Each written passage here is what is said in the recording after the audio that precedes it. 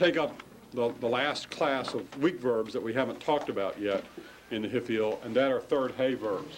Now, third He verbs are only moderately problematic in the Hiphil if you understand what third He verbs do in general, because the third He verbs do the same thing in the Hiphil that they do most of the time. So let's review first what third He verbs do. Remember, with third He verbs, they do three different things depending on what the ending is. When there's no ending, what do third He verbs do? Huh? Well, okay, they have a He on the end, right? So they look like the form, and the He is going to be pointed, if we have our three root letters, our He, we'll have our He, and the He will be pointed with a comets or a segol, depending on if it's perfect or imperfect in the third He. So that's our first option. If there's nothing, it's easy, because it's relatively easy because there's the He on the end. Now, before a vocalic ending, what happens to the third He? It should be old hat by now. Should be getting repetitious since we've done it in the call and the PL. Before an ending that's a vowel like oo or e, what happens to the third He? Goes away, because you can't have. Remember, the third He in third He verbs is really a vowel, and you can't put a vowel on a vowel. So if you have a vocalic ending, the third He has to go away. And finally, before a consonantal ending, so the third He goes away, drops off completely. Before a consonantal ending, what does the third He do? Somebody who knows? Several people mumbling, but I couldn't hear distinctively. Internal. Yeah, it returns to the original yod.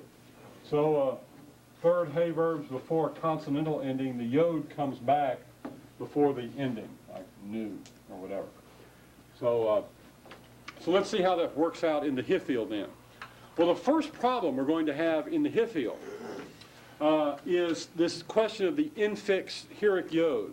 Okay? And remember, our He is vocalic.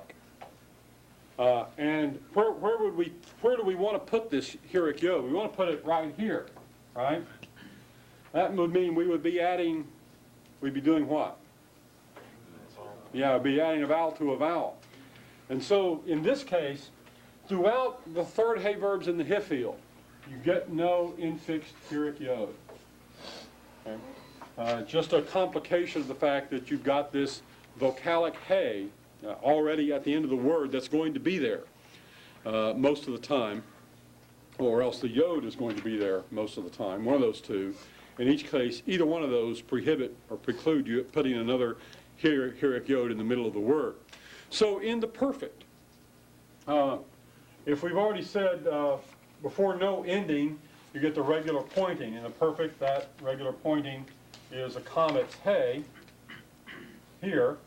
Now we can't stick the heroic yod in. So and the only problem here is at the end of the word, right? So how will the front part of this word, how would we expect it to be pointed? Normally, right? And so the Hiphil is hivna.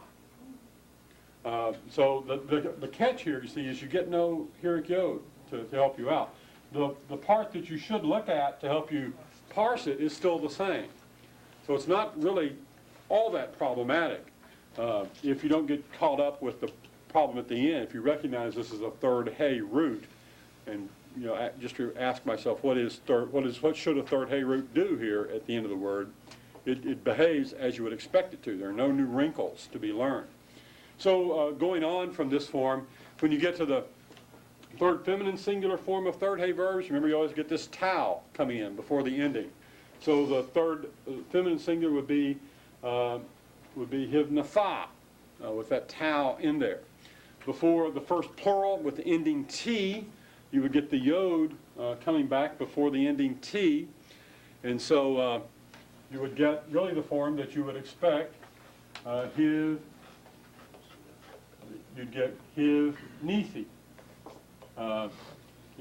This heroic yod is the third He heroic yod, not the Hiphil heroic yod. That can be a little bit confusing, but only a little bit. Again, if you recognize this is third He verb, because it's doing what third He's do all the time. They're very consistent. Okay, so we move to the imperfect. We find really the same thing happening there. Before, in the imperfect, when we've got no ending, as in the third masculine singular, our hey remains. And how's it pointed in the imperfect? Not with comets hey, but how? Segol hey. Remember at the end of the word, like yivne, remember in the call. Yivne and yivane in the PL. And so here, the third hey is only going to affect the back part of the word. Front part of the word would be as expected. So what's it going to be in the Hiphil imperfect? Under the preformative, pafak, under the first root letter, schwa. So the third hey form, again, once you realize we're working with a third hey verb, it's entirely predictable. So you have net. And the forms all follow suit then. Most of them, of course, have no ending in the imperfect. The ones that do, the third masculine plural is yav nu. The third hey goes away and the vowel goes right on, just as you would expect the third hey to do. And the ones like the second feminine, or a third feminine singular and second feminine singular with the na ending, behave again just as you would expect. The heric yod comes in, so it would be yav ni na.